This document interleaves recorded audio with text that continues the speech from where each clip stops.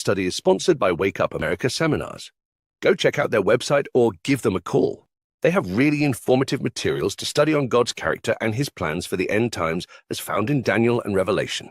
When the Messiah was here on earth, he told his disciples, no one knows the day or hour, not even the angels or the Son of Man, only the Father. When the Messiah said this, it was true. No one knew the day or hour.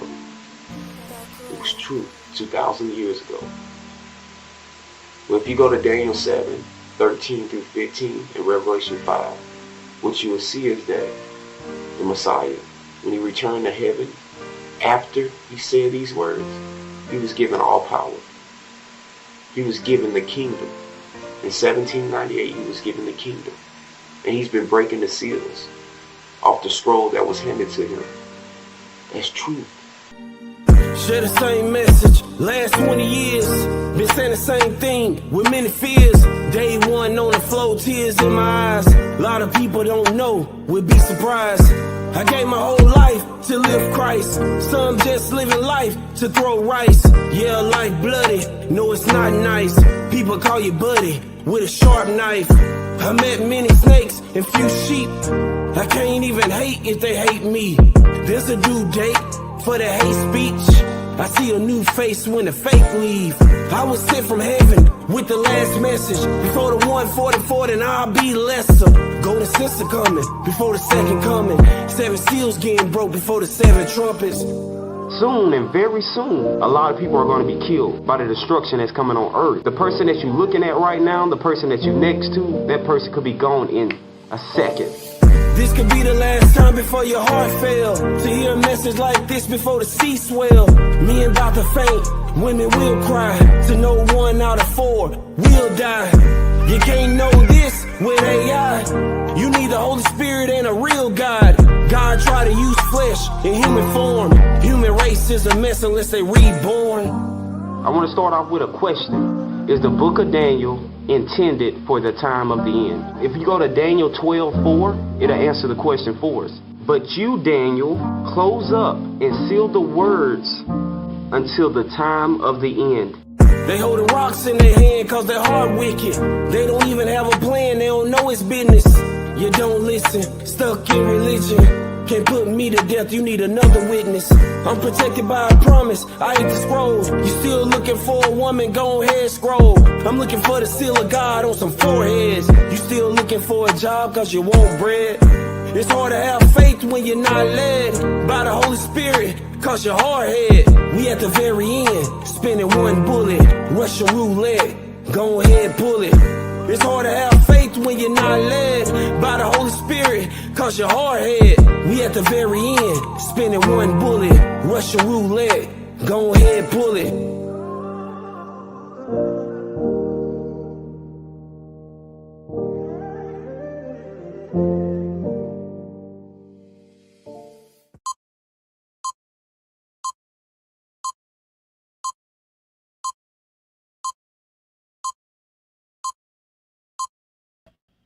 YouTube, Facebook, TikTok, especially Zoom. Welcome to another Bible study.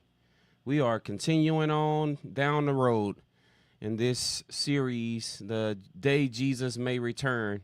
We have covered a lot of timelines. We've covered a lot of ways that God operate, and I'm going to always give this disclaimer. God is love. So as you are listening to these Bible studies, I want you to know that God is love and every act is an act of love. And lately I've been going really, really hard about the type of way that God moves when he's has to bring discipline. A lot of times it's in his household. He started in the land. We see that over and over again. He starts there, right there in Israel or in Judah or whatever the case may be. And it is very important to understand that because of the land we're living in, the times we're living in, and what we are claiming right now as being citizens of his kingdom. I just want to get a disclaimer. He's love. So it's going to be another one today that is going to be filled with some hard things to digest. I'll put it like that. So we're going to get right into it. As always, we always have Zoom helping us out. with our Bible study. So if y'all can say hello to the world, we'll get started here. Peace and blessings. Peace and blessings. What's up? What's up, world? All right. Most definitely. Hey, real quick, Zoom. Why do, as a parent, I know a lot of us have children. Why do we warn our children? Why do we give them warnings? Why? What's the reason? And it don't necessarily got to be a bad warning, like I'm gonna do something to you, whatever warning. I'm just saying like how to like be like watch out type warnings, like watch out for this. Why do we do it? For protection. Okay, protection. We care about their best interests. We love them. We love them. We care about their best interests. Okay. All right, that's it. And we know from previous, from us, like we know what could happen. So we want to warn them out of love and already knowing what could happen. All right. I want to throw, if that's all y'all got, I want to throw something in there. In warning them, what do you want them to become? Before I just say it, what do you want them to become by warning them? Wise. Ah, there it is right there. You want them to grow in wisdom. You want them to mature. So you warn your children because you want them to grow in wisdom, mature. And how many people want their child to be leaders, like, and not followers? How many people like for their child to be a leader? Well, for sure. Okay. Because the worst thing ever is to know that your child is following and doing a bunch of stuff that you don't even like approve of. That's one of the worst feelings to have. But when you get reports that your child is wise, they're growing, they're maturing, right? So just really, really think about what we're saying right now. We warn our children for all the reasons y'all said, but we want them to grow and mature and to be wise. Is that right? I just want to make sure. Okay. Yeah. All right, real quick. I've been asking this question a lot lately for the people who have children, right? This is a great question to really think about. How many people want their child to be like them? How they are? Yes and no. Yes and no. I want them to be the best of me. You want them to have just the best of you, not the worst parts, huh? Of course. That's our our parental love for them. I could dig it. But really think about that. How many people huh? I'm sorry. Go ahead, Caesar. I'm sorry. I was gonna say, because God has changed my life, because Christ has changed my life. I don't want him to be like me. I want him to be like Christ. Right. Okay. So, but if you following Christ, right? Follow me as I follow who? Christ. So what example? What example do they have outside of reading the Bible? What example is presented to them every day? Is it a Christ-like example that they're getting on a daily basis? That this matters, right? Mm-hmm. You know, we warn our children. We want them to become what though? You know, what do you want? Do you want them to have, okay, be like Christ, but are you embodying what that looks like on a daily? That matters, because what we're going to be talking about today, you know, I'm going to go over to Matthew 6. Let's go to Matthew 6 real quick. Matthew 6, I think that's the wrong one. I think it's Matthew 16, my bad. Somebody read 5 through 12. Matthew 16, my bad. Matthew 16, 5 through 12. Let's read that real quick. I got you. Now when his disciples had come to the other side, they had forgotten to take bread. Then Jesus said to them, "Take heed and beware of the leaven of the Pharisees and Sadducees." All right, slow that down. Slow that down and read 6 again for us. Slow that down. I want to bring that out. What does it say in verse 6? Then Jesus said to them, "Take heed and beware of the leaven of the Pharisees and the Sadducees." All right, real quick. What is Jesus saying to his disciples? I'm a operate as if nobody else is on here and we're all God's disciples talking to each other, right? The crowd is not here. So what that mean real quick, Taylor? Take heed, be aware. Not yet to be on guard and not to do what they do. be on guard, be careful, take heed, be aware. And he said against the yeast of the Pharisees, right, and Sadducees. Be careful. That's a warning to a bunch of grown men. Did everybody catch that? Yes, sir. We're going to go somewhere real quick. So Jesus telling these grown men, be careful, be aware, and let's keep reading. And they reasoned among themselves, saying, It is because we have taken no bread. But Jesus, being aware of it, said to them, O you of little faith, why do you reason among yourselves, because you have brought no bread? Do you not yet understand or remember the 5 loaves of the 5,000, and how many baskets you took up? Nor the 7 loaves of the 4,000, and how many large baskets you took up? How is it you do not understand that I did not speak to you concerning bread, but to beware of the leaven of the Pharisees and Sadducees? Watch this in Then verse 12, y'all. Watch verse 12. Then they understood that he did not tell them to beware of the leaven of bread, but of the doctrine of the Pharisees and Sadducees. Who are the Pharisees and Sadducees? The religious leaders. So the religious leaders of what? The Jewish community, Okay, or what is the name of the religion? Judaism. Right. So these are the leaders of a organized system called Judaism, right? And Jesus is warning them to be careful of what with this community of leaders. False doctrine. Their Doctrine / what they do, what they Sin. teach. what they Teaching. teach. They're What they teach. This is so important because as we're going to be talking today, we're going to talk about warnings and wild beasts. Right? Warnings and wild beasts. And the reason I'm going to talk about this is because I only picked a few of them out of the Bible, some few warnings, because if you just go look up warnings, man, it's all through the Bible. God always warned beforehand.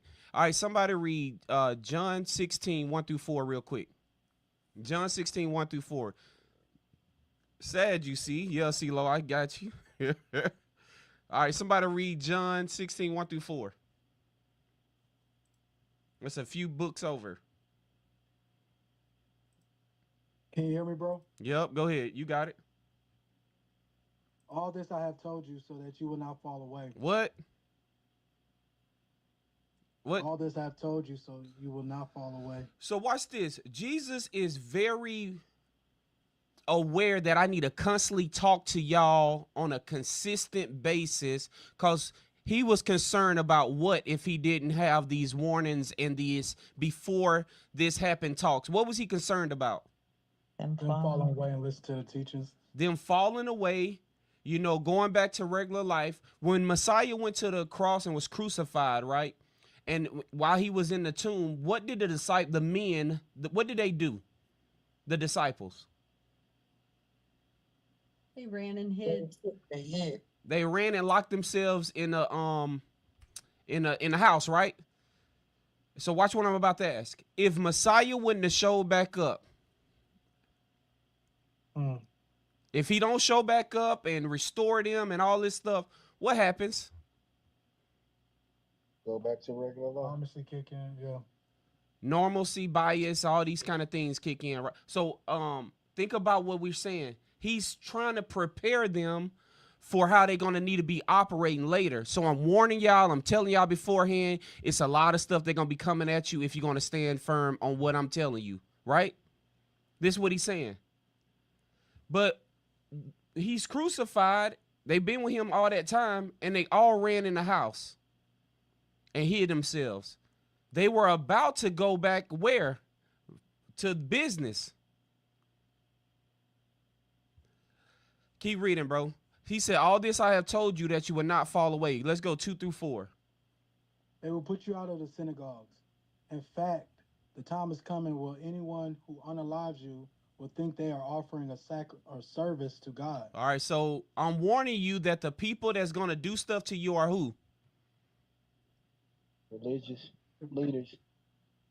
So be careful of what they teaching. And on this side, he's saying be careful because they're going to do what?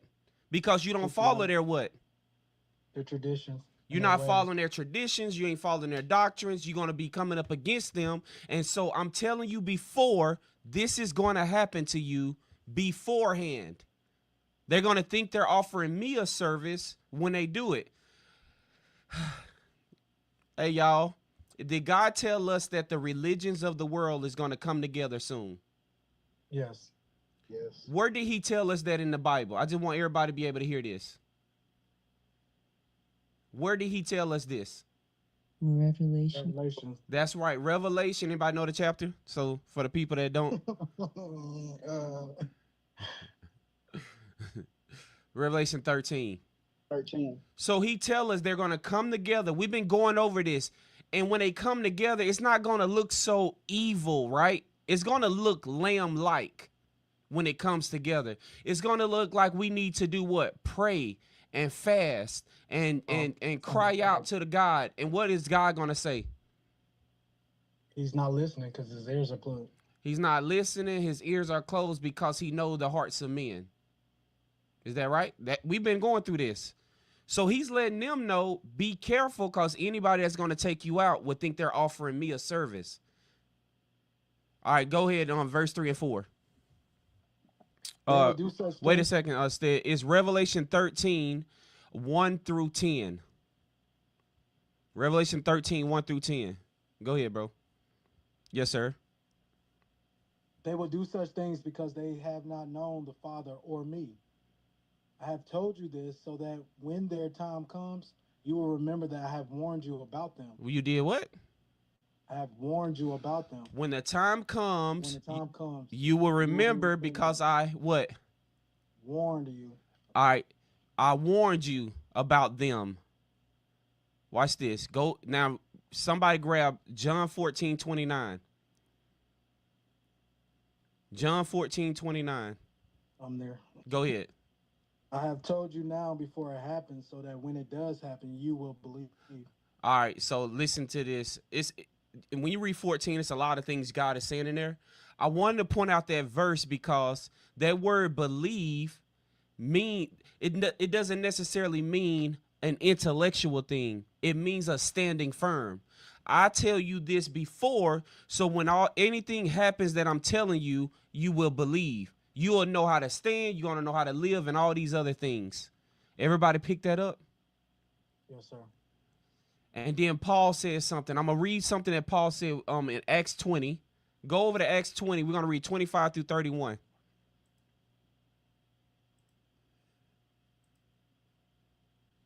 So there would be, 25. and when you in a, okay, I'm going to explain some why I'm saying all of these things.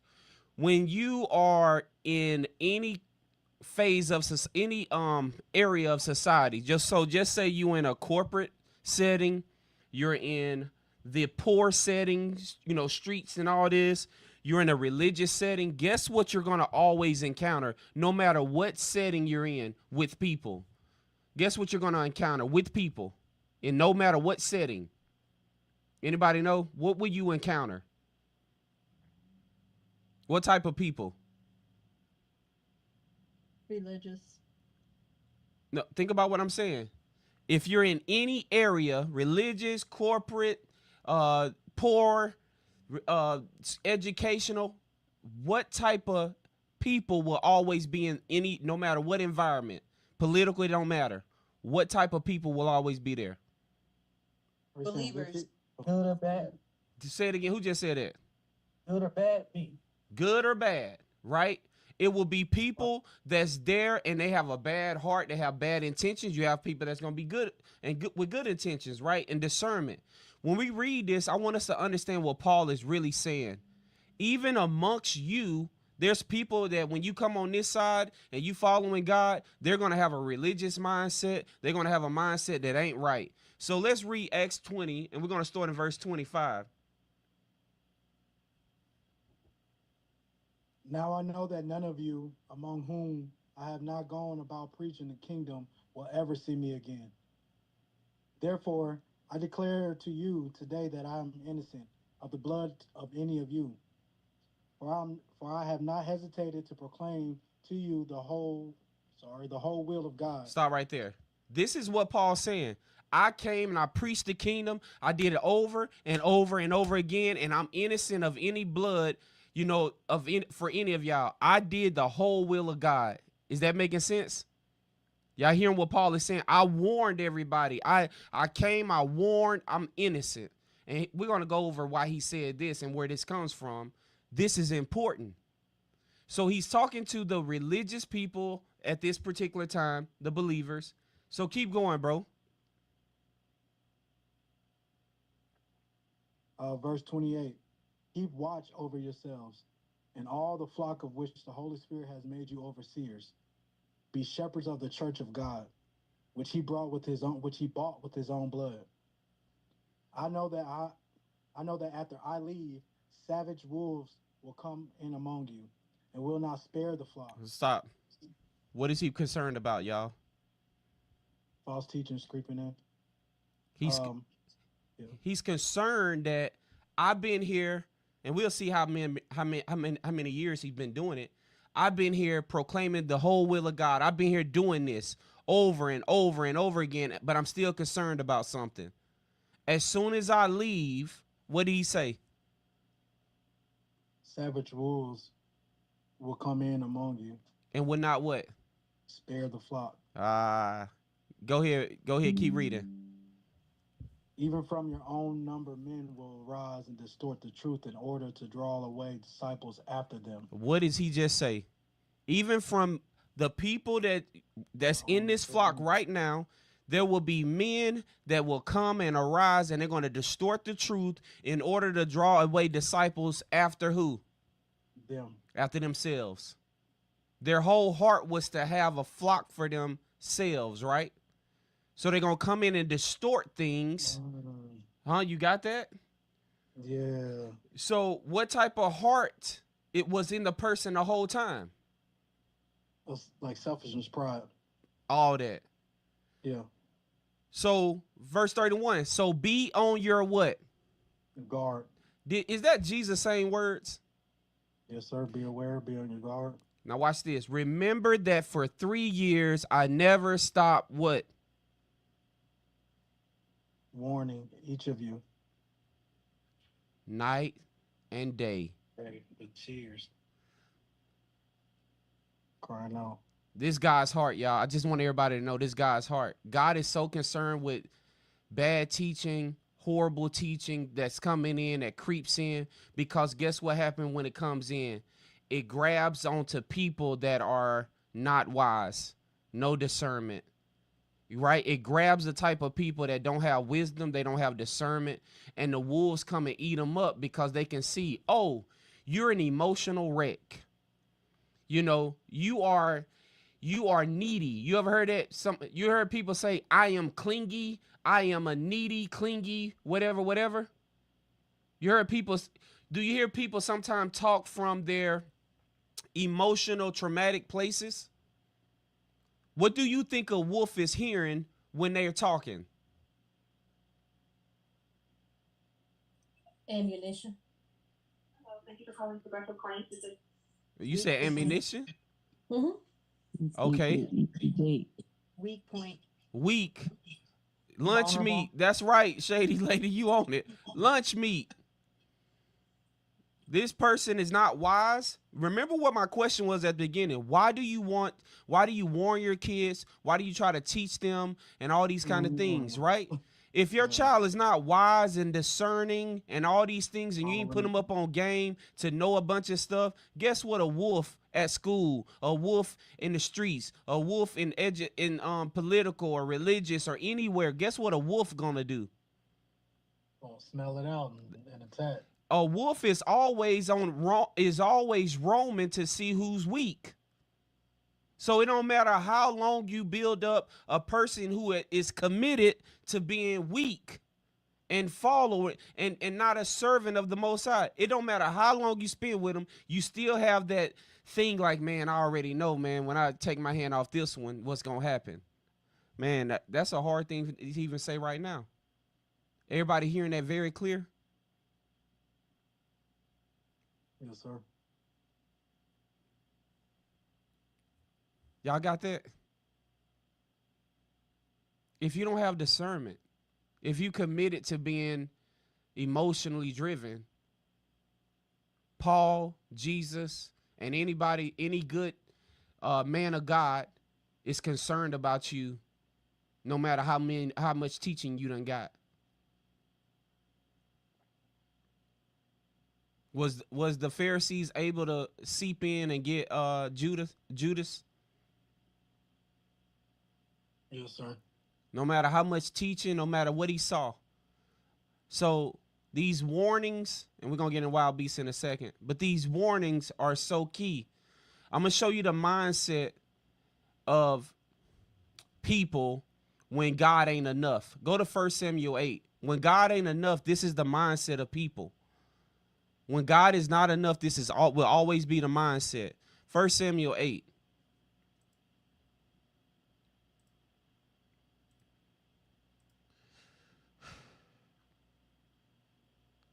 Somebody read 1 through 3.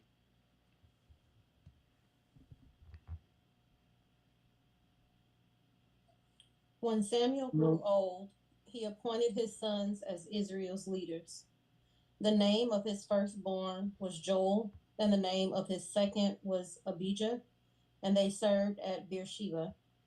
But his sons did not follow his ways. They turned aside after dishonest gain and accepted bribes and perverted justice. Who is Samuel, y'all? Who is Samuel? Prophet, judge. Is he a powerful man of God? God raised him up. Powerful man of God, right? Yes. Yes, sir. Yeah. But he put his son as the leader, right? You think he already knew or he saw things in his son, even though he was trying to get them to become something? Yeah. Y'all think he had already saw that?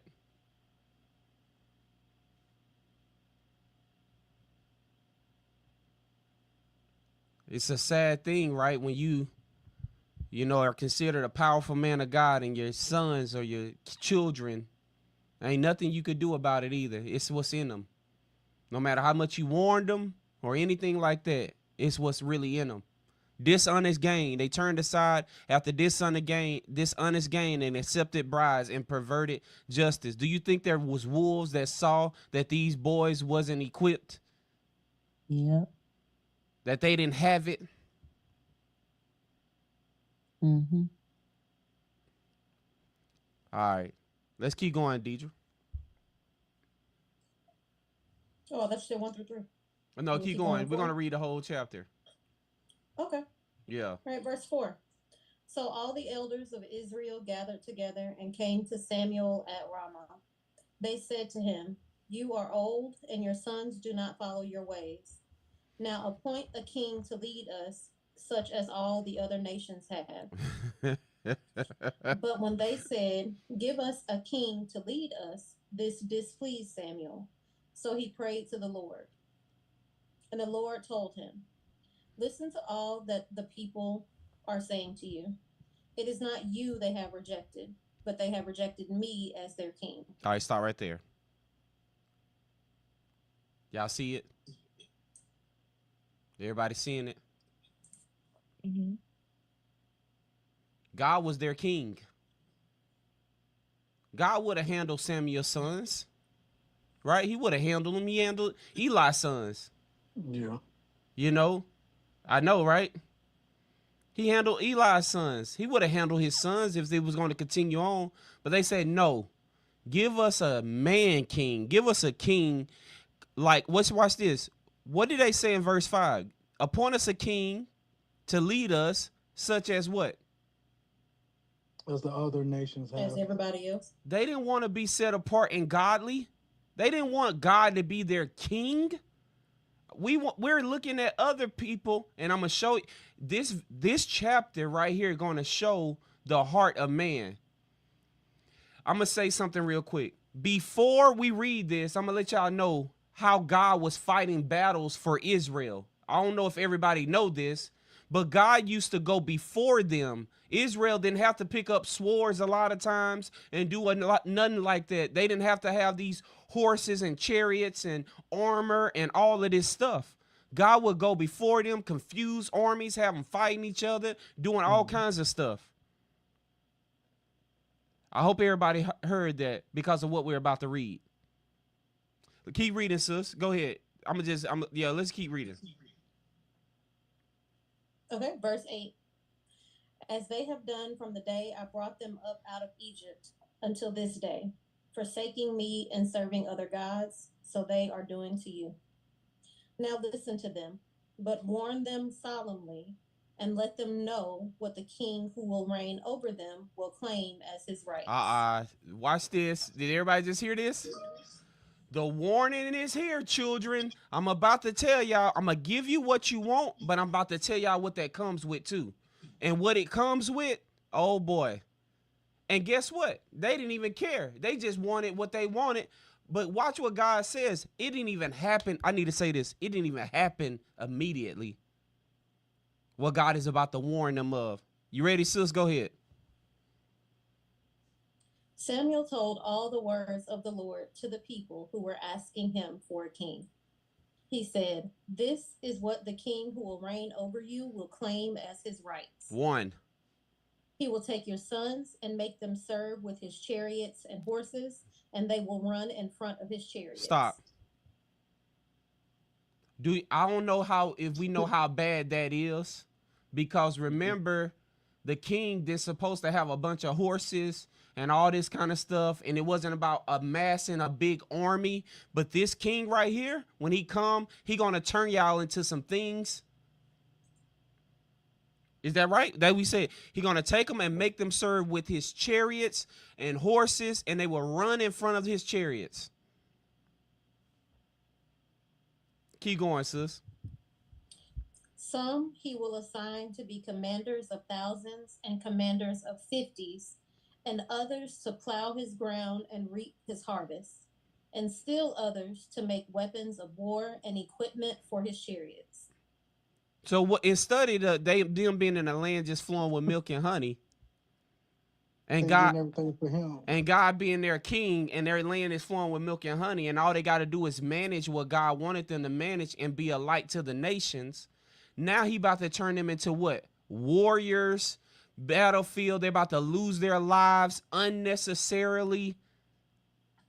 Is that right? When God was king, he was like, yo, go to the land. It's going to be flowing with milk and honey. Yeah, y'all going to have a military, but guess who's going to be the commander of the military? Me. I'm the one who's going to give you victory, just like I did with Gideon, right? There was 300 versus how many? Wasn't it 100-some thousand? 120,000. And guess what? They didn't have to fight. They went down there to the camp with lamps. Yeah. They went with lamps and fire sticks or whatever. They just went down there, and God made the camp what? Fight each other. Yeah. There was another time when there was a drought. We read it yesterday, but I didn't get to this part. There was a drought, and the Elisha had told the man that came for the king. He said, "Yo, tomorrow, things are going to be better." And the drought had lasted so long that they didn't believe it. But it said that very night, God has made it sound like a huge army was coming against the army that surrounded them. And that army left, and they couldn't even believe it. This is what it's like when God is king. But when he's not, there is a lot of slave labor. There's a lot of making you do things and become stuff that God never wanted you to be. That's what happens here. And keep going, sis. What are you going to do with the daughters? Verse 13. He will take your daughters to be perfumers and cooks and bakers. He will take the best of your fields and vineyards and olive groves and give them to his attendants. Are y'all listening? This is not how God set up the Jubilee, right? No. God is giving them what they asked for. Just like our children really be wanting the opposite of whatever we want in them that we know they don't need, right? But God is like, okay, I'm going to give you what you really want. You don't even know what this is finna come with, though. Go ahead, sis. He will take a tenth of your grain and of your vintage and give it to his officials and attendants. Your male and female servants and the best of your cattle and donkeys he will take for his own use. He will take a tenth of your flocks, and you yourselves will become his slaves. When that day comes, you will cry out for relief from the king you have chosen. But the Lord will not answer you in that day. What? Y'all see how God operate? He never leaves her for sex. He doesn't do this. Like we said, I'm telling you, we have memes. We have a heart that is always thinking we control God. That's not how God operates. God knows what's in the hearts of men. He knows. That's why he ain't gonna answer when you cry. When the religions join together and this is what they really wanted. When you're crying out and fasting and praying for, you know, the Middle East or this or that or whatever the case may be, he not listening. That's how God is. All right, let's finish that out. Verse 19. But the people refused to listen to Samuel. No, they said, we want a king over us. Then we will be like all the other nations with a king to lead us and to go out before us and fight our battles. Wow. That's not how a king works. Wow. Wow. Say it again. That's not how that works. A king don't go out and fight no battles for you. The king is behind and everybody else. Everybody else, and he got people protecting him, you know, from everything. But you see their mindset though? Half the time the king don't even go in the battle. Yo, I want something I can see. I want something I can touch. I want something I can idolize. You see how that work? We want what the other nations have. Not God. We don't want God. We want what the other nations had.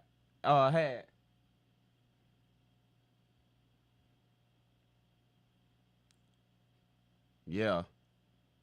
All right, we're going to finish out. Verse 21. When Samuel heard all that the people said, he repeated it before the Lord. The Lord answered, listen to them and give them a king. Then Samuel said to the Israelites, everyone go back to your own town.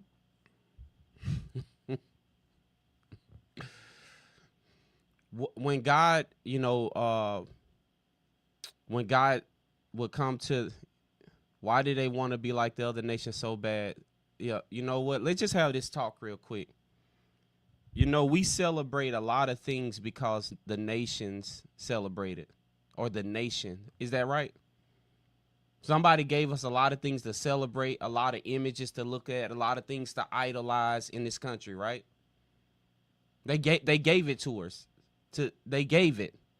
And watch this. It don't matter if you are a believer or not believer. Do the entire country recognize the holidays? Yes. Yes, sir. So if you are called to be set apart and you mix and merge in it, how is God looking at you? Like you're the little corn. It's going to spit you out of his mouth.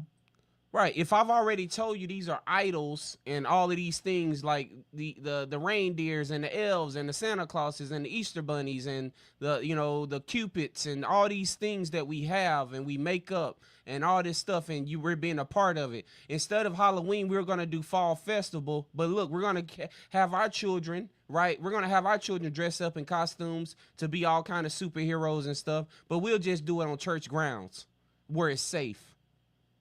Oh, that's too much. Ain't that right? That's right. Mm-hmm. We'll just do something because we don't want them to miss out. We don't want them to miss out. But Jesus says, be warned. He told his disciples, be careful of what? Their doctrines. Their doctrines, what they teaching, what they're okay with. So when we put up the Christmas trees in churches and have images everywhere and angels on top of the, are y'all getting it? Anything. It don't even have to be a Christmas thing, but we want to be like the nations. There's nothing wrong with that, right? In our minds, it's nothing wrong with this. It's nothing wrong with that. That's not a salvation issue. That nothing's going to happen. Was that a salvation issue for these people when they want to be like the nations? Yes, sir. Absolutely.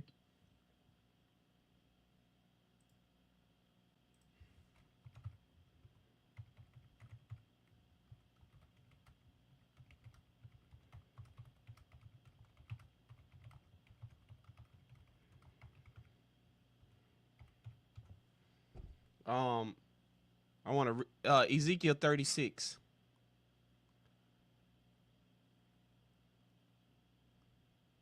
And just read verse 20.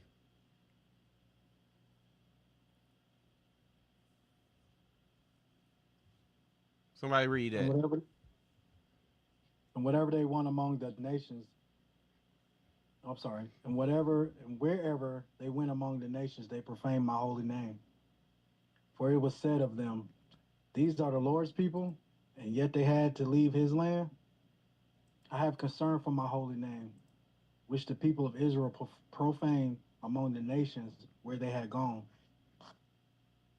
What does it mean when you profane God's name? You know, I've heard all kind of stuff like don't take the Lord's name in vain. And, you know, what does it mean to profane his name? Profanity is like a curse word. So it's like to curse his name. To say you rock with him, but you don't. That's right. 100% right there. When you say I represent something and then in your character don't look nothing like what you say you represent, that's called profaning. That's taking on his name. That's right, to talk and not walk. So that's taking on his name, but your character is poor. It's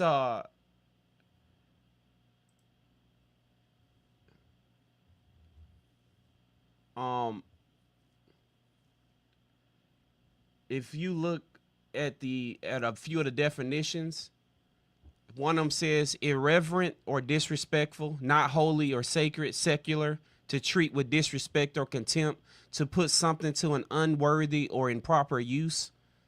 So think about even now when God said, come out of her, separate yourselves. And you've been rocking with him for years and you're struggling every year, every time a holiday come, there's a struggle. What does that mean, y'all? If there's a struggle every year when holidays come that you know he don't want you participating in, what does that say? That you're Lot's wife and you're looking back. I hear you. Most definitely got you. All right. And I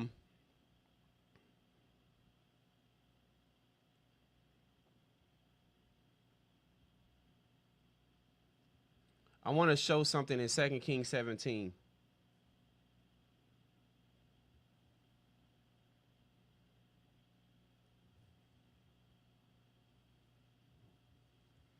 In verse 7, it says, this is when Shalmaneser, he came through and he took over Israel, the 10 northern tribes. I just want to read something real quick. I want to just show so the 10 northern tribes had kings that came from Jeroboam lineage. It wasn't really his lineage the whole time, but Jeroboam, remember, it was the kingdom split. Jeroboam had the top 10 nations and Rehoboam had the bottom 2. Judah and Jerusalem, and they built high places, and they built, Bethel and Dan. They had calves up there. They made a fake temple, and they assigned people to be priests and all this kind of stuff, right? Whoever wanted to be priests. So God eventually sent the Pharaoh of, the king from Assyria. He sent him to take over, and I want to show. In verse 6, in the 9th year of Hoshea, the king of Assyria captured Samaria and deported the Israelites to Assyria. He settled them in Hala, in Gozan, on the Haber River, and in the towns of the Medes. So y'all see right there, the 10 northern tribes has been conquered. Everybody paying attention to that. And then it's going to tell us why. Verse 7, all this took place because the Israelites had sinned against the Lord their God, who brought them up out of Egypt from under the power of Pharaoh, king of Egypt. They worship other gods. So when we take it lightly, anything that could be that we put the throne of our hearts, this is what I mean. Anything you make an idol, anything you say, oh, that's okay, that's harmless, right? The stuff you say is harmless, God don't say that. When you, just because you think something is harmless and everybody's doing it, and I don't want my child to miss out on and blah blah. When you have that logic, that is like the worst thing to God. But to you, it's something small. Is that right? To you, it's small, but to God, it's everything. He said they worship other gods and followed what? The practices of who? The nations. They followed the practice, even though they're talking about like we're God's people, we're chosen. They followed the practices of the nations that the Lord had driven out before them, as well as the practices what? That the king of Israel had introduced. I'm gonna go back to the very first question. What did Jesus? Wolves. Go ahead, Stead. I said savage wolves. Savage wolves. So watch this. Jesus said, be careful of what you being what? Taught. By who? Religious leaders.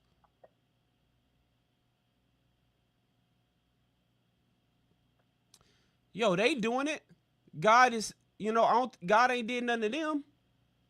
You see, what again, why do you warn your child? You want them to have what? Discernment. You want them to have wisdom. You know the worst thing is to like go somewhere and see your child being treated like they the crash dummy. You understand who understand what I'm really saying right now? The worst thing is like they're following, you know what I'm saying? They're like following everybody and like they don't even have their own mind. Like that's like the worst thing for a parent to see. And then what do the parent do? Hey, come here. Stop. Hey, stop following. Stop. Get away. Stop following him like that. Stop doing it. Right? Am I lying? No. It's one of the worst feelings a parent can have because even after you said that, they might walk off with the puppy face, but the true them come out within 5 or 10 more minutes. And what are they doing again in 5 or 10 minutes? When they get back excited. Following. Same thing. Man, how don't that you like, man, when we get home, is everybody really understanding what I'm saying? What like how God really feels when we're following all this stuff that we deem to be like, I'm just having fun with it. I'm just doing this. I'm just whatever. And God be like, yo, you don't have no wisdom. You don't have no discernment. It's hurting him because he know what you gonna fall for. Didn't Paul say that? I know, man. I've been with y'all day and night, tears in my eyes, day and night. But I know it's some people that's in here that's listening to me right now. That's they're gonna come in, they're gonna distort things, and they're gonna try to pull you away because you don't have discernment, you don't have wisdom. You know the Bible says a wise son brings joy to his mom. Like it makes her light up when she have a wise son. But a disgraceful son is like your bones are decaying your bones.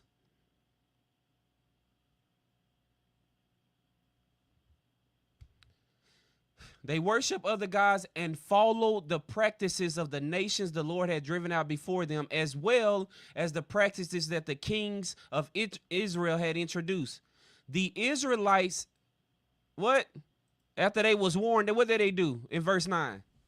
Secretly did things against the... Oh, go ahead, Mama. No, you're good. Go ahead. Y'all ain't gonna read? Where y'all at? Secretly did things against the Lord their God that were not right from watchtower to fortified city. they built themselves high places in all their towns. So they actually went out and built things, built themselves. They went out and cut them a tree down. They went out and got an Easter basket. They went out and, they did all kinds of stuff. They just went out and did, because guess what? Man, God ain't really worried about that. So they go out, and I don't know why I'm talking about, it wasn't even on my heart to talk about no holiday or nothing, but I'm just saying this is what it is. These are things that we are okay with, and God be like, no, I'm not okay with it. You are. Because if you really, all right, I'm gonna go down to, verse 11. At every high place they burn incense. As who? As the nations whom the Lord had driven out before them. So let me ask y'all a question. Did God give them a fragrant incense that was for prayer and it was a pleasing aroma to him? Did God give them a fragrant incense that was for prayer, that was an aroma to him? Yes, sir. It was sacred. You couldn't put it. You had to put the specific kind inside of the. That's right. This particular fragrance, God gave him the mixture of what to do and all the ingredients. But no, I don't like that mixture. We're going to burn the type of incense the other nations are doing. You see what's going on? It's those little things, the things you think that's little, that's big to God. Look what he's saying. At every high place, they burned incense. It wasn't even the incense that I gave them. As the other nations whom the Lord had driven out before them, they did wicked things that aroused the Lord's anger. They worship idols, though the Lord has said, you shall not do this. What does verse 13 say? The Lord warned. Go ahead. The Lord warned Israel and Judah through all his prophets and seers. Turn from your evil ways. Observe my commands and decrees in accordance with the entire law that I commanded your ancestors to obey, and that I delivered to you through my servants, the prophets. I'm gonna stop. Go ahead. Yeah, go ahead. Read the 14. It's cool. But they would not listen and were stiff-necked as their ancestors, who did not trust in the Lord their God. In verse 13, there is something that we need to take serious.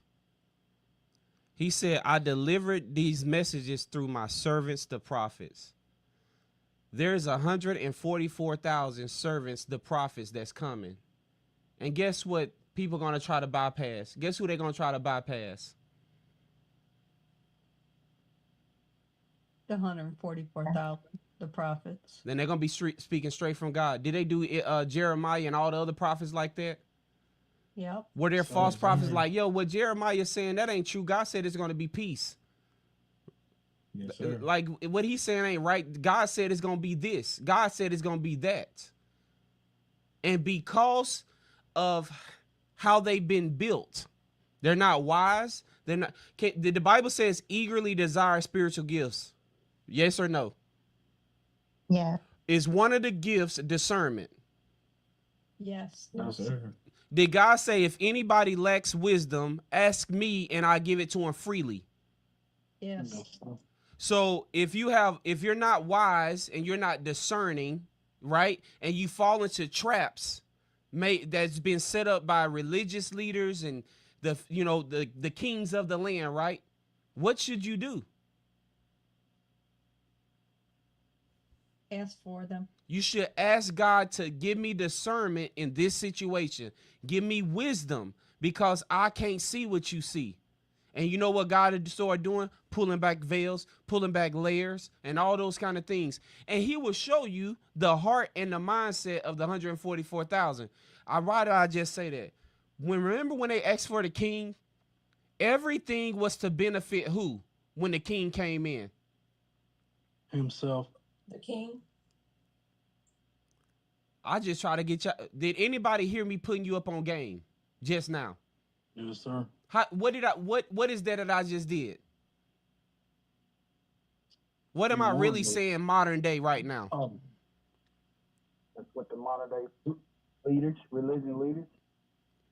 How do you know if you have discernment modern day? What am I really saying with that right now?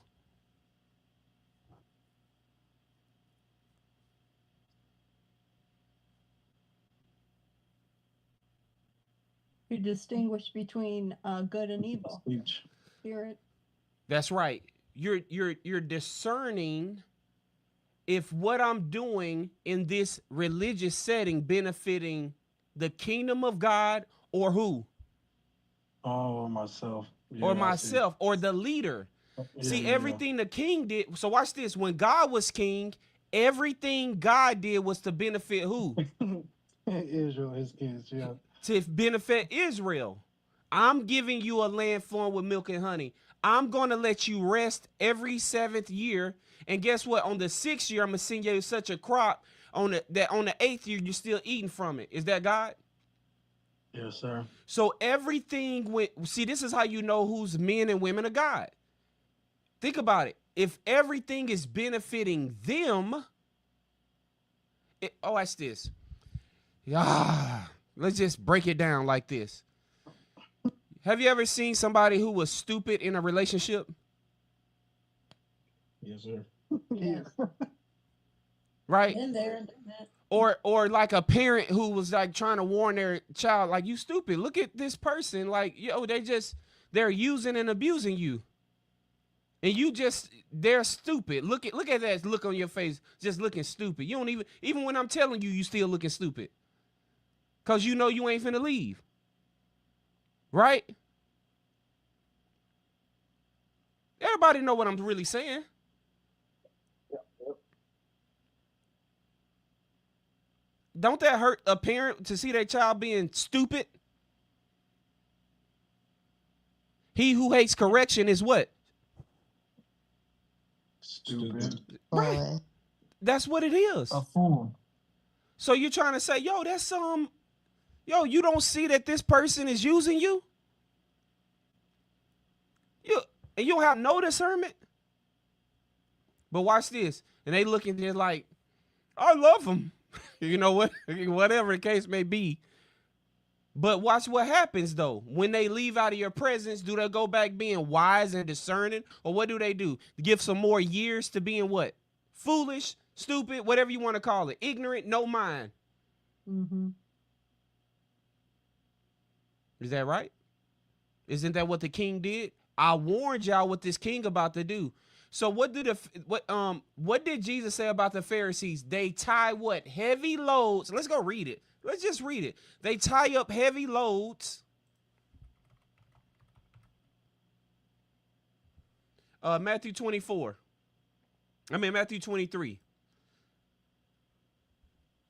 Then Jesus said to the crowds and to his disciples, the teachers of the law and the Pharisees sit in Moses' seat. So you must be careful to do everything they tell you, but do not do what they do. They do not practice what they preach. Watch what he says next. Tell me if this is a one-sided relationship. They tie up heavy, cumbersome loads and put them on other people's shoulders, but they themselves are not willing to lift a finger to move them. And the people that's getting the load on them, guess what? Guess what they don't have? Discernment. Wisdom. Why do you warn your children?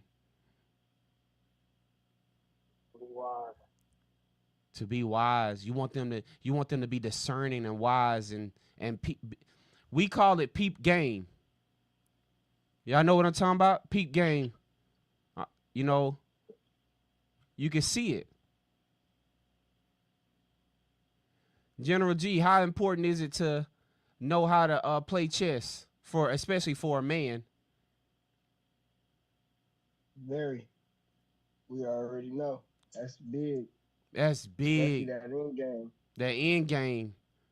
That's big. It tells you it's strategic. So much about life. Yes, sir. You're right, 100%. But listen, it's like a strategic, it's strategy. It's so much strategy that you need, right? Remember when Jesus said, I forgot how he said it. It might not even be him, but I think it might have been Solomon, about a wise man give careful thought to, yeah, it was Solomon. A wise man give careful thought to his ways. Careful thought to what's going on. But what's happening here? Oh, them are the Pharisees. That's the leader. I'm here to serve my leader. But what did Jesus do? I didn't come to what? What'd he say? Serve. I didn't come to be served, but I came to do. I came to serve. So when the leader, everything benefits him, what should you automatically say? Man, I'm really trying to help us. You should automatically say, yo, this off. This dude asking me to do this, asking me to do that, asking me to do this and that, right? Asking me for money, asking me for time, asking me for all this stuff. But they not doing the same. One-sided. Everything they do is done for people to see. They make their phylacteries wide and the tassels on their garments long. They love the place of honor at banquets and the most important seats in the synagogues. They love to be greeted with respect in the marketplaces and to be called rabbi. Is that what? That's everywhere.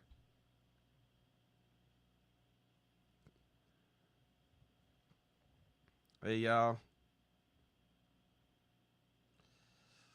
Verse 13, woe to you, teachers of the law and Pharisees, you hypocrites. You shut the door of the kingdom of heaven in people's faces. You yourselves do not enter, nor will you let those who enter who are trying to. Why does God need people to go back into those places? There's people that's really trying to know God. That's why we keep teaching. That's why we keep showing up. That's why we keep rebuking, correcting, warning. There are some people that's really trying. What do you teachers of the law and Pharisees, you hypocrites? You travel over land and sea to win a single convert. And when you have succeeded, you make them twice as much a child of hell as you are. You want to be discerning and wise and all those things?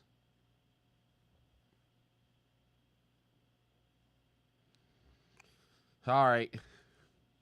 Real quick, where y'all at before I transition? I'm gonna have to transition now. Everybody there? Yes, sir.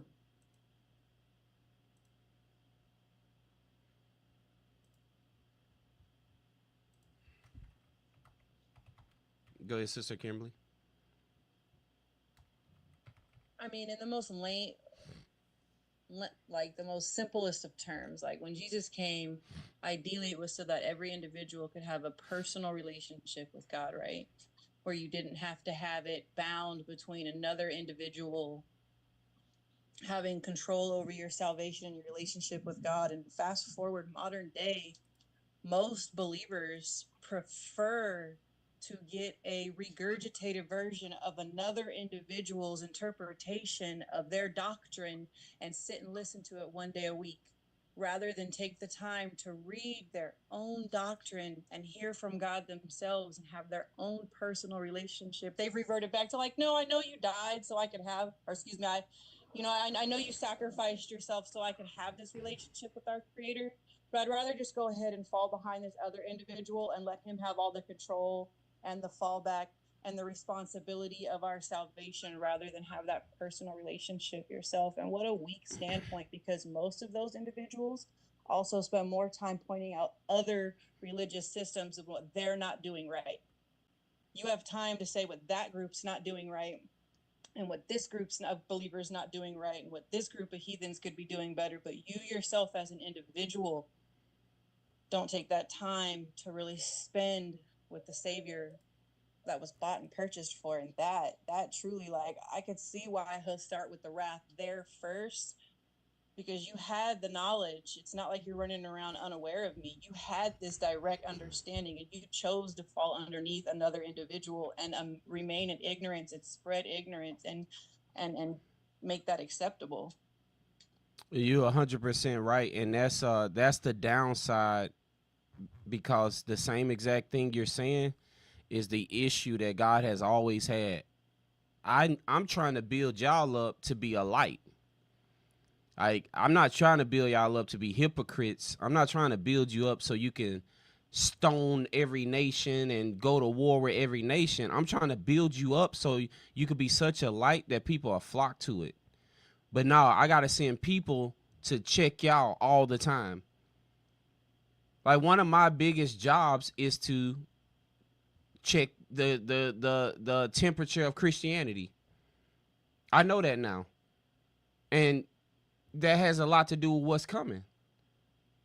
It's sad because it's so much criticism. It's so much, criticism. It's so much like, I don't care about other nations, and I only care about the Middle East and what's going on in that little plot of land over there. I care about red heifers. I care about all this stuff, that the third temple. See, but I don't care about Asia. I don't care about Antarctica. I don't care about Australia. I don't care about Africa. I don't care about India. I don't care about none of that stuff. I just care about what's going on in Israel. You see That's the kind of short-mindedness that the enemy likes, though. That short-mindedness right there is what got him out of ever getting back into eternity with God. And so why not allow others to wallow in that filth and have such short-mindedness, as if another group of individuals is less than or unworthy of all the information and salvation that God offers those who already know of him. What if God just take out all the people that claim Christianity, about 2 billion, and said, now I got the attention of all the other religions, the people who don't. What if he just decided to do that? Would he be wrong, or would he be just? Be just. Like, then he take out like a lot of his people in the land so he can get the attention of other nations? I'm just saying, what if he decide, you know what? Y'all just hypocritical. So I'm gonna just take all the ones who claim to be the bear my name. I just take all y'all out. And so now I got the attention of the whole world. Y'all not going to be a light anyway. What's the point? Like, you're not going to go be a light. I've given you 40, 50, 60, 70 years or whatever. You're going to keep doing it the way you're going to do it and the way you're going to do it. It's got so bad that, even Protestants want to have the, what is that thing, that the white thing that go in the collar and the bishops wear? I forgot all that kind of stuff, what it's called. But like they're having flyers made of like my ordination to become a bishop. You know what I'm saying? With the collar and the, what is that? Who brought that up? Who made that up? Man, it really come from a religious system too. I forgot what those collar things is they put around their neck or whatever. The church. So they, in the robes with the crosses on it. Those big Baptist robes that they come out in with the crosses and stuff. Where did that come from? You don't even look like the people in the audience. Rome. I know. That's what I'm getting to right now. That's their version of set apart. Set apart from the people. Set apart from. Well, look, when I was an unbeliever and I didn't know God, and I first started getting into it, I was like, well, I guess that is set apart. That I could see how that could be misunderstood and misinterpreted and then blown way out of proportion and not checked and never held accountable for. And well, this is what it looks like. Yeah. I see you, Greg. Sister Brenda said a clerical collar. That's what it's called. Some Sister Taylor said something else. A white alb. Alb. Is it an alb? Priesthood, whatever.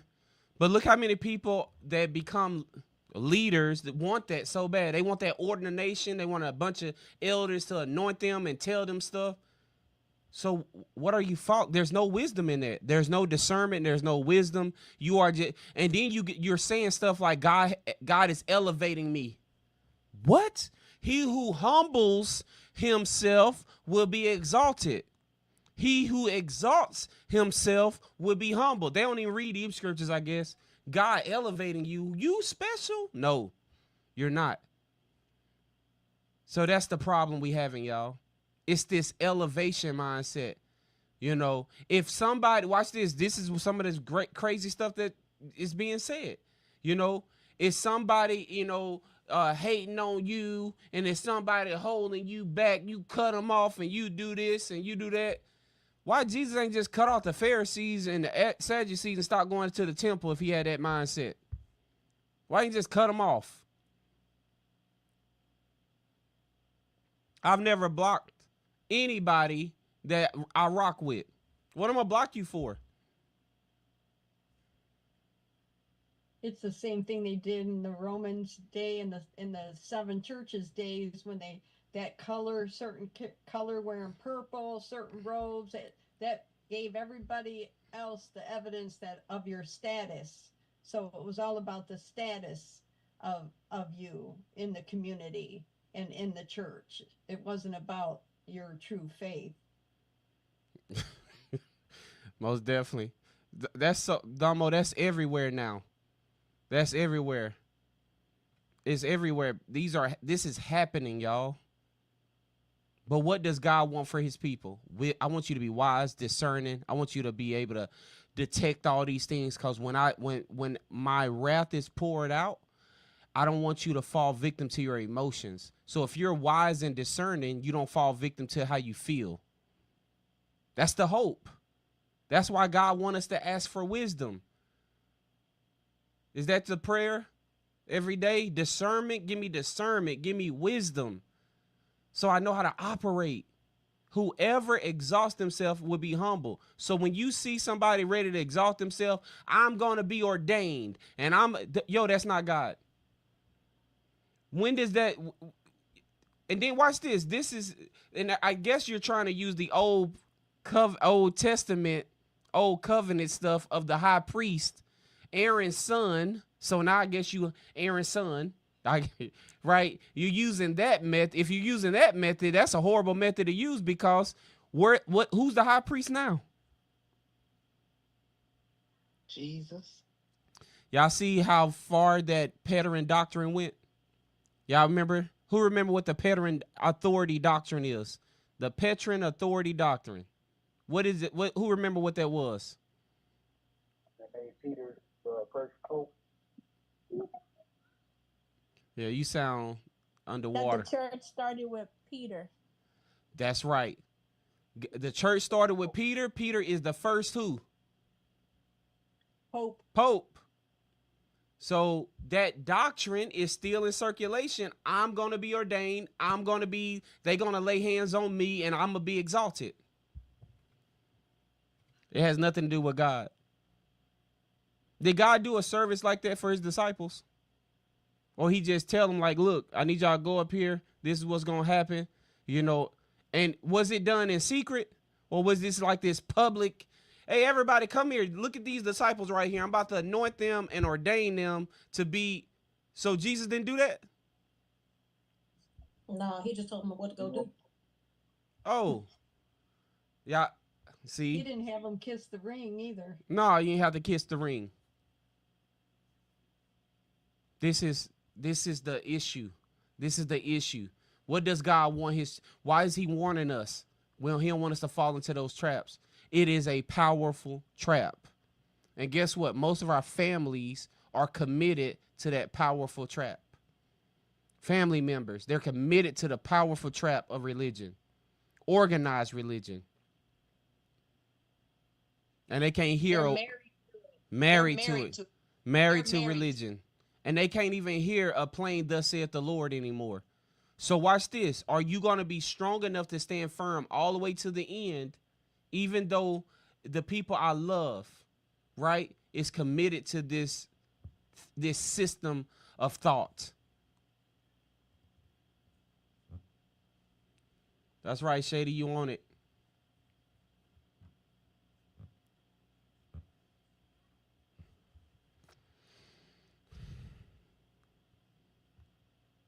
We're going to start wrapping it up.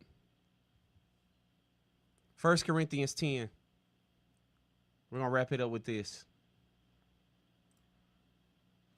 1 Corinthians 10.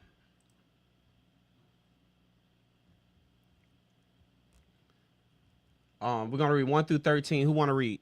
Go ahead, General G. No, I was just going to say that it gets so disheartening and burdensome when you've been a part of the system and know how backwards it can be and how off it can have you.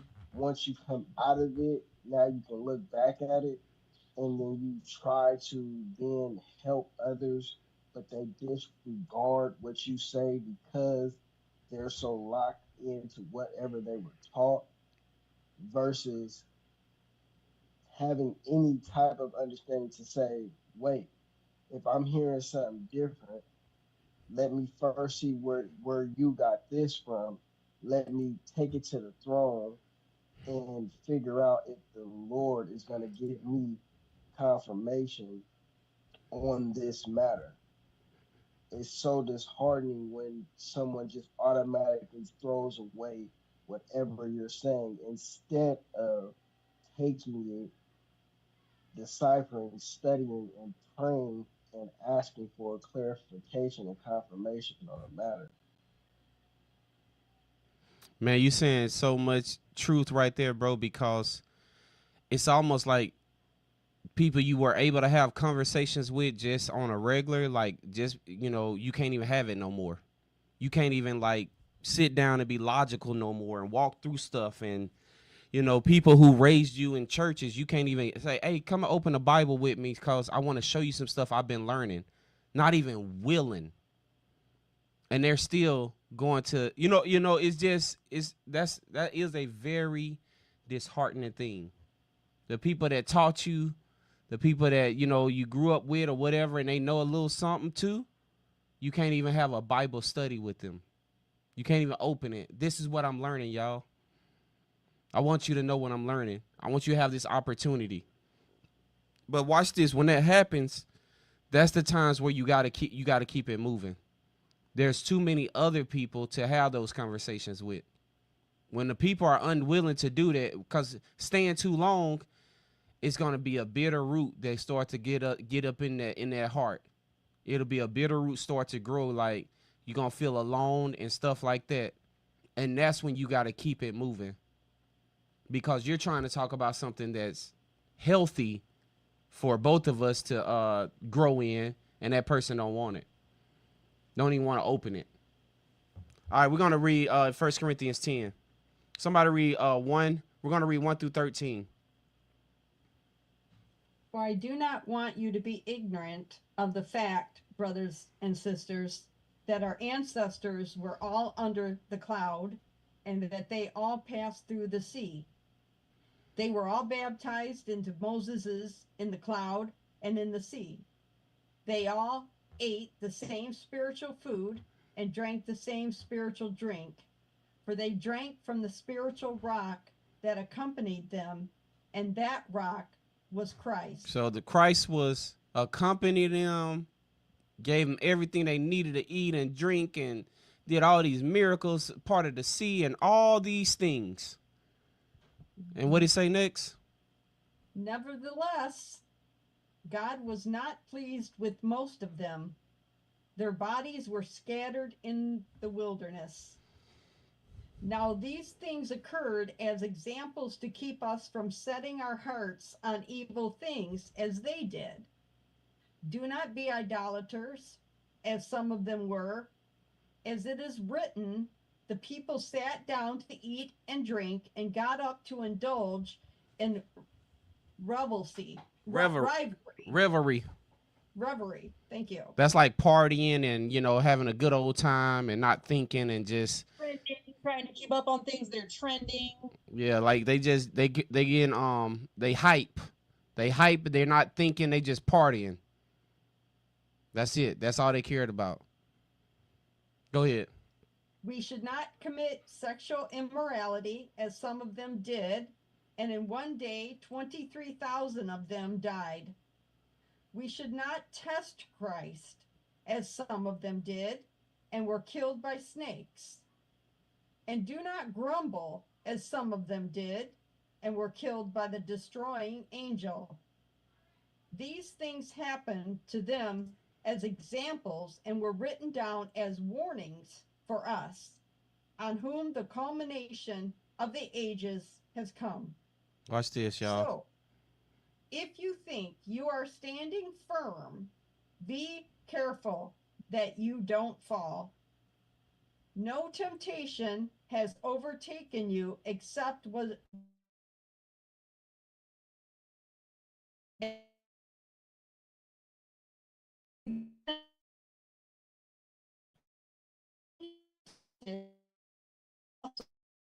out so that you can endure it. This temptation that Paul is talking about here is really what we just read here. The temptation to be an idolater, the temptation to test God. He ain't really worried about that. Grumbling, complaining. All these are the temptations. So think about our everyday life. What can be a temptation in everyday life to test God? You have to think like that. Am I grumbling, complaining? Do I have like things going on in my heart that I not choosing the way of escape? That's how it happens. It was in the people's heart. They want to eat and drink and get up and just lose their mind. Reverie. That's what it is. Losing your mind, not even thinking no more. I just feel good. So I feel like this, right? That's how we talk in this nation. I feel.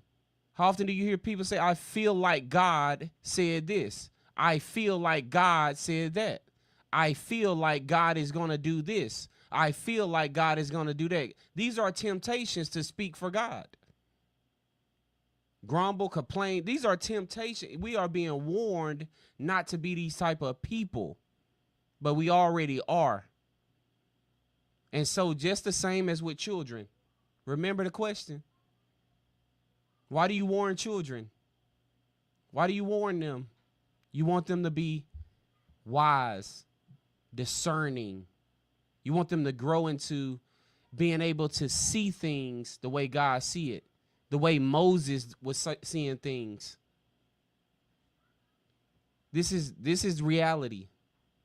This is the temptation to create a Christ and not actually follow the one that is the real one. This is a reality.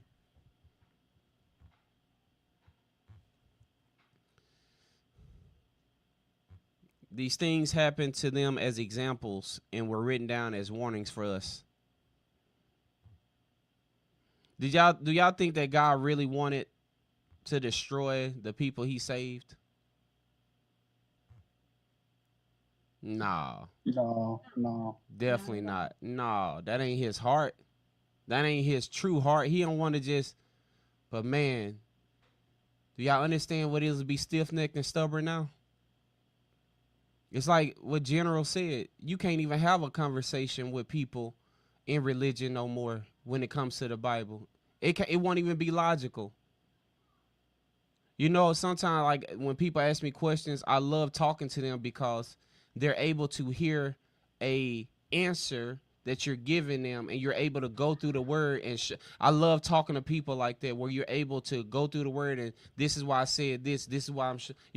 It's a refreshing thing, because on the flip side, you could be talking to someone who's trying to find one word you say that sticks out to them, trigger words, right? They're trying to find a trigger word and they can't get away from a trigger word. They're trying to react and respond rather than listen with the Bible says, unless you receive it like a child, you will not ever enter his kingdom. Yeah.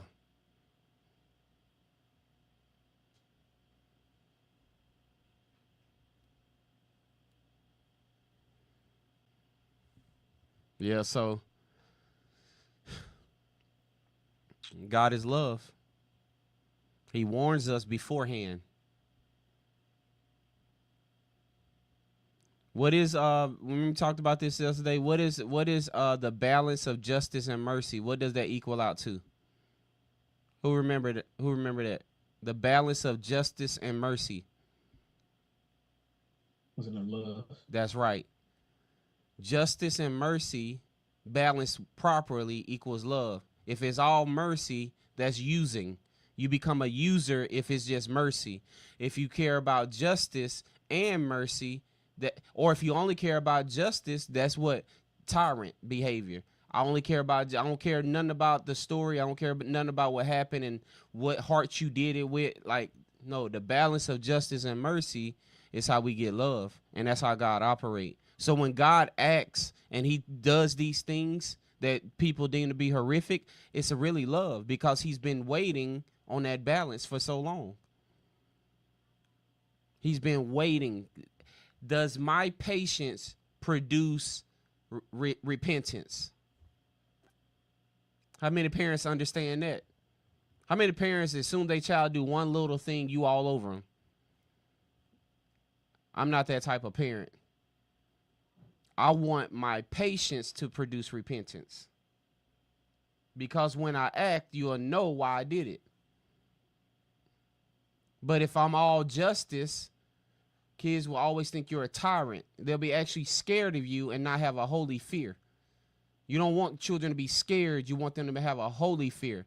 God wants us to have a holy fear, not being scared. You want your children when they hear that door unlock, you want them to run to you, not stay in a room and be like, man, I hope he don't come back here and say nothing to me.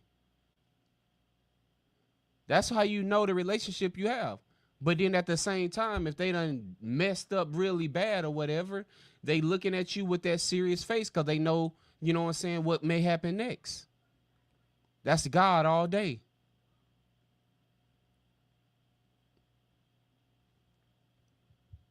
All right, we're going to shut down there. Be back Sabbath. Sabbath, we'll talk about wild beasts and plagues.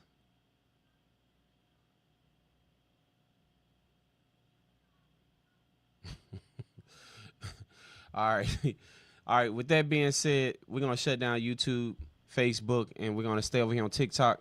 We have a meeting over here also. So we're going to meet over here for a few minutes for our upcoming event.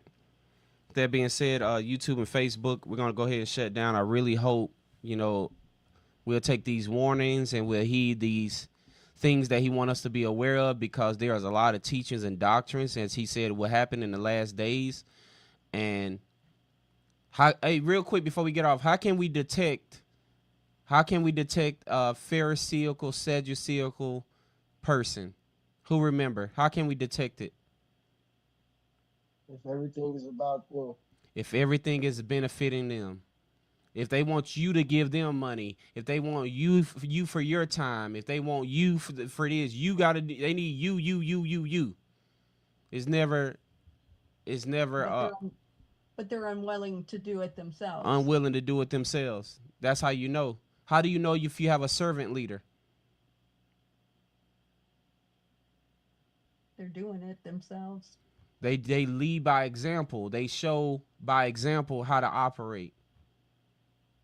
Is that what God did? Show by example how to operate. Right? Having a heart to serve. And that serving, remember the Bible, what it says? What it says about serving? If your gift is what? Hospitality, do it with what? Everything in you. If your gift is whatever that gift is, if it's serving, serve whatever. If it's teaching, teach. If it's evangelizing, go evangelize with everything. It's a service that you're giving all the time, and you're not looking for payment. You're not looking for it to benefit you. The heart of a servant. All right, y'all.